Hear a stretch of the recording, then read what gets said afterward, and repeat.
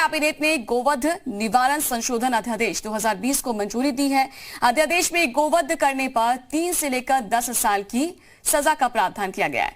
दोषी पर 5 लाख रुपए का जुर्माना भी किया जा सकता है। इसके अलावा अंग भंग करने पर 1 से 7 साल की जेल होगी या फिर 1 से 3 लाख तक का जुर्माना करने का भी प्रावधान किया गया। गोवंश को नुकसान पहुंचाने या फिर हत्या करने का अपराध गैर जमानती होगी और साथ ही गैंगस्टर एक्ट के तहत भी संपत्ति जब्त करने की कार्रवाई भी हो सकती है। अध्यादेश में आरोपी को पोस्टर उसके मोहल्ले में लगाने के भी प्रावधान है। सरकार के मुताबिक जो है अध्यादेश का उद्देश्य गोवध निवारण अधिनियम 1955 को अधिक प्रभावी बनाना। इस पर ज्यादा जानकारी देने के लिए लखनऊ से पवन हमारे साथ जुड़ चुके हैं लाइव। पवन, क्या कुछ जानकारी बताएं? देखिए, मुख्यमंत्री योगी नाथ जब से उत्तर प्रदेश के मुख्यमंत्री बने तब से गोवंश को लेकर के लगातार वो काम करते रहे। जब सरकार आई थी तब स्लॉटर हाउस को लेकर के उन्होंने बड़ा फैसला लिया और खास तौर से उसके नियम कानून के बारे में लोगों को अवगत कराते हुए ये बताया गया कि सजा का प्रावधान है और सजा मिलेगी। लेकिन लगातार ये देखने को मिल रहा था कि गोवंश की हत्या में जो लोग आरोपित थे उनकी जमानत हो जा रही थी, क्योंकि मैक्सिमम जो सजा का प्रावधान था वो 7 साल था। 4 बार संशोधन हुआ, लास्ट संशोधन 2002 में हुआ था, लेकिन जमानत जैसे ही मिलती थी वो लोग फिर इन कामों में संलिप्त हो जाते थे। लिहाजा कल योगी कैबिनेट ने बड़ा फैसला लिया और इसमें खास तौर से गैंगस्टर एक्ट और 10 साल तक की मैक्सिमम सजा का प्रावधान किया, जुर्माने का भी प्रावधान किया और सीधे तौर पे जो गाड़ी यानी जो जिस वाहन से अगर गौवंश के हत्या करने के बाद या गौवंश का मांस लेकर के अगर वाहन कहीं पकड़ा जाता है तो उसके मालिक के खिलाफ, जो वाहन चालक है उसके खिलाफ इसी अधिनियम के तहत मुकदमा दर्ज होगा, कार्रवाई होगी। और अगर जिंदा गौवंश को अनधिकृत तौर पे ले जाते हुए वाहन को पकड़ा गया तो 1 साल तक उनके भरण पोषण का खर्चा भी इनसे लिया जाएगा जब तक पूरा मामला सिद्ध नहीं हो जाता। मतलब साफ है कि योगी आदित्यनाथ ने इस बात को लेकर के कई बार कहा कि बहुत सारे ऐसे मामले हैं जो रुक नहीं रहे हैं। उसके देखते हुए ये बड़ा फैसला लिया गया, कल कैबिनेट ने पास किया इसको। उसके बाद विधिवत इसके बारे में जानकारी दी गई कि किस तरीके से अगर किसी गोवंश का अंग भंग होता है तो उसको 1 साल से लेकर के 7 साल तक की सजा होगी। जुर्माना भी 1 लाख से लेकर के 5 लाख तक किया जाएगा। उसके अलावा अगर हत्या की जाती है तो उस समय खास तौर से 3 साल से लेकर के 10 साल तक की सजा है।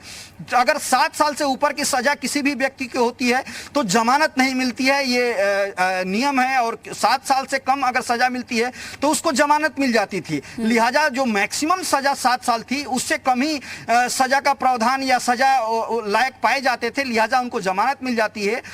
इन सारी बातों को ध्यान में रखते हुए सरकार ने फैसला किया और कैबिनेट से इस पूरे अधिनियम को पास करते हुए उसमें संशोधन किया और अब उत्तर प्रदेश में गोवंश खास तौर से उसके संरक्षण के लिए, श्वेत क्रांति के लिए, किसानों की खुशहाली के लिए योगी सरकार ने फैसला लिया है। ये योगी सरकार के जो मंत्री हैं, जो तमाम लोग हैं, इसको बता रहे हैं कि क्यों इस तरह का फैसला लिया गया है।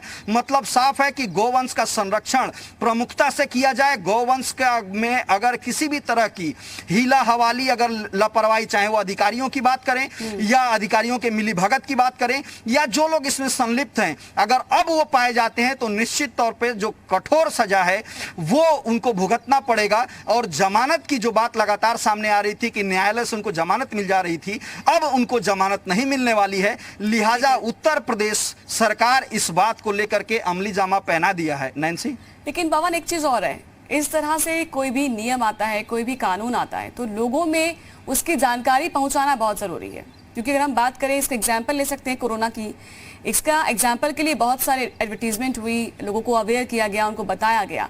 अब ऐसे में ये अब नया आप अध्यादेश लाए हैं, इससे बहुत सारे आपने संशोधन किए हैं, तो लोगों को पहले अवेयर करना होगा, क्योंकि ऐसा ना हो लोगों को बहुत सी जानकारी भी ना हो। इसके लिए क्या कोई अधिकारी लगेंगे और क्या आप खुद भी मंत्रीगण या नेतागण इसको लेकर कुछ, अब जैसे उनके भाषण हो या मीटिंग्स हो तब वो बताएंगे, ग्राम पंचायतों को क्या इसमें इन्वॉल्व किया जाएगा? देखिए नैन्सी, भारतीय जनता पार्टी का एजेंडा रहा है, चुनाव के दौरान भी तमाम जो नेता मंत्रीगण इस बात को लेकर के जिक्र करते रहे अपनी चुनावी जनसभाओं में।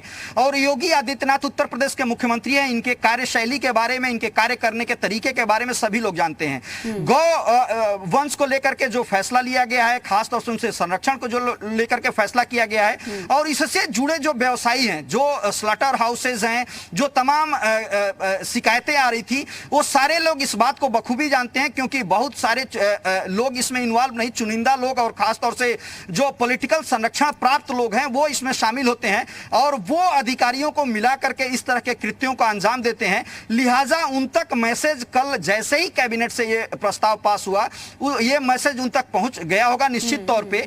और आने वाले समय में भारतीय जनता पार्टी की तरफ से तमाम आपने देखा वर्चुअल रैलियां हो रही हैं, तमाम तरह के उपलब्धियों को लेकर के जनता के बीच में वो संवाद कर रहे हैं, तो निश्चित तौर पे इन तमाम मुद्दों को भी जनता के बीच में रखा जाएगा, उनके द्वारा प्रचार प्रसार किया जाएगा। और अगर किसी भी तरह की इस तरह की अगर एक घटना होती है, उसके तहत अगर सजा का प्रावधान किया जाता है, उनको पकड़ा जाता है, इस अधिनियम के तहत उनके खिलाफ एफआईआर दर्ज करके उनको जेल में डाला जाता है, तो ये तमाम ऐसी बातें हैं जो त्वरित तौर पे सभी जगह पहुंच जाती है। लिहाजा अब इस अधिनियम को दरकिनार करना, खासतौर से इस जो स्लॉटर्स बिजनेस से जुड़े हुए लोग हैं, चाहे जो अनाधिकृत तौर पे गौवंश की हत्या करते हैं, या जो उनकी मंशा होती है हिंसा फैलाने को लेकर के, क्योंकि कई जगह देखा गया है कि उत्तर प्रदेश में कि गौवंश की हत्या करके उसके मांस के टुकड़े को कहीं और फेंक दिया जाता है ताकि जो दो समुदाय हैं उनके बीच में हिंसा फैल सके। तो तमाम ऐसी गतिविधियां देखने को मिली हैं। उन तमाम गतिविधियों को देखते हुए उत्तर प्रदेश सरकार ने फैसला लिया है, और निश्चित तौर पे आने वाले समय में इस अधिनियम के तहत जैसे ही एक कार्रवाई होगी वो नजीर बनेगी और लोगों तक मैसेज खुद ब खुद पहुंच जाएगा। और ये मान करके चलिए कि जिस कठोरतम सजा का प्रावधान इस अधिनियम में किया गया है, उसके बाद शायद ही कोई ऐसा व्यक्ति होगा जो इस तरह के अधिनियम में जाना चाहेगा, जेल जाना चाहेगा, मुआवजा देना चाहेगा, अपना पोस्टर अपने गांव क्षेत्र में लगता हुआ देखना चाहेगा। तो बहुत सारी ऐसी बातें हैं इस अधिनियम में जिससे लोग अब सचेत रहेंगे, और शायद गौवंश संरक्षण में अब सहायता मिल सकती है। और जो बिल्कुल